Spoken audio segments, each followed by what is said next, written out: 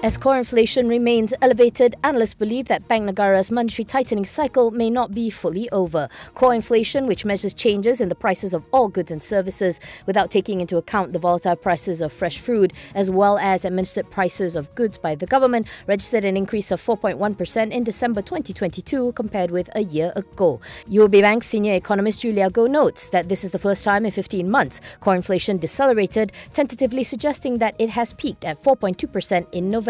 For the full year of 2022, core inflation averaged 3% against 0.7% in 2021, hitting the upper bound of BNM's forecast range of 2 to 3%. MIDF research said that as core inflation remains sticky and taking into account other factors, BNM may increase the overnight policy rate by another 25 basis points at its second Monetary Policy Committee meeting this coming March. Inflation, as measured by the Consumer Price Index, eased to a 6-month low of 3.8% in December 2022, as compared with 4% in November, according to the Department of Statistics Malaysia. This brought the full-year inflation rate to an average of 3.3% compared with 2.5% in 2021. Chief Statistician Datuk Sri Dr. Muhammad Uzair Maidin says the December inflation was pulled down by slower food, transport, recreation services and culture, and personal care price inflation. He adds the slowdown in those groups helped to offset the persistent rise in restaurants and hotels price inflation and an uptick in housing, utilities and other fuels price inflation. Inflation for the year 2022 at 3.3% versus 2021's 2.5% was mainly attributed by food and non-alcoholic beverages, restaurants and hotels, and transport. Muhammad Uzair adds that the conflict between Russia and Ukraine and the global food price increases in 2022 attributed to the increase in the inflation for the year.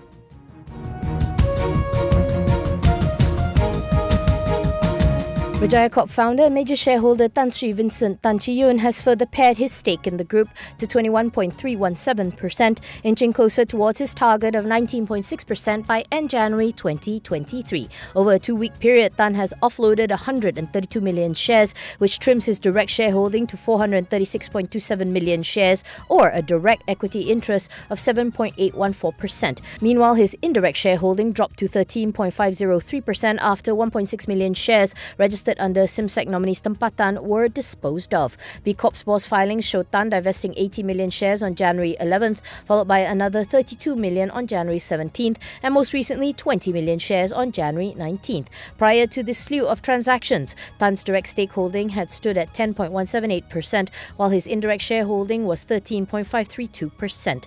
Earlier this month, B Corp confirmed that it is in the midst of negotiations for the proposed acquisition of a controlling stake in MCIS Insurance. This confirmed a report by The Edge Malaysia about the group being in talks with Sanlam to purchase the South Africa-based company's 51% stake in MCIS Life. Corporasi MCIS holds another 44.39% equity interest in MCIS Life, while the remaining shares are held by individuals. B Corp had initially shared its intent to pursue the acquisition of a licensed financial entity in December 2022, saying that towards facilitating the acquisition, Tan intended to pare his shareholding in order to be in compliance with regulations. B Corp is already involved in the financial services business through the provision of insurance via its 30% owned Berjaya Sompo Insurance. B Corp's shares ended Friday 1.52% higher at 33.5 sen, giving the group a market capitalization of 1.97 billion ringgit.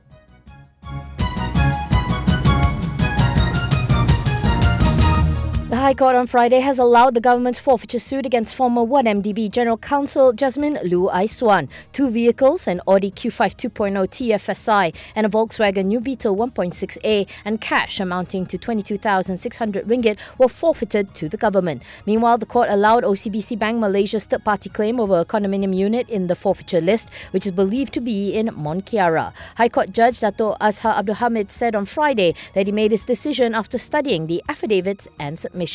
Loo, who is alleged to be a close associate of fugitive Low-Tech Joe, is one of the key characters in the 1MDB saga. The 49-year-old is still at large and her whereabouts are unknown. Meanwhile, a forfeiture suit involving former Executive Director KC Tang Keng Chi, another key character in the 1MDB saga, was postponed to February 10th. The matter was initially set for mention before Judge Datuk Colin Lawrence Akira on Friday. The Malaysian government is looking to forfeit cash amounting to over 150,000, a vehicle, and also landed properties from Tang. Tang, also alleged to be a close associate of Low, is currently on the lam with whereabouts unknown.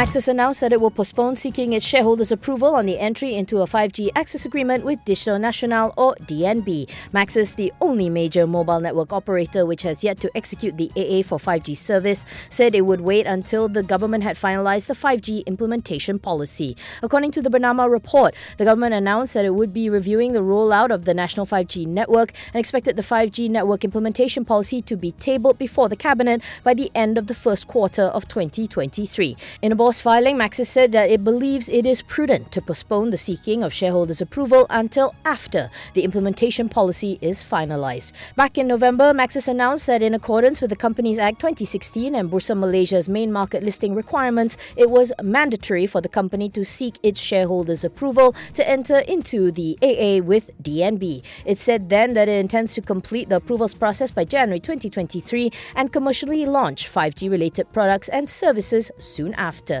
To date, 5 MNOs, U-Mobile, Celcom Axiata, Digi Telecommunications, Telekom Malaysia and YTL Communications have inked 5G agreements with DNB on October 30, 2022 to provide 5G services in the country.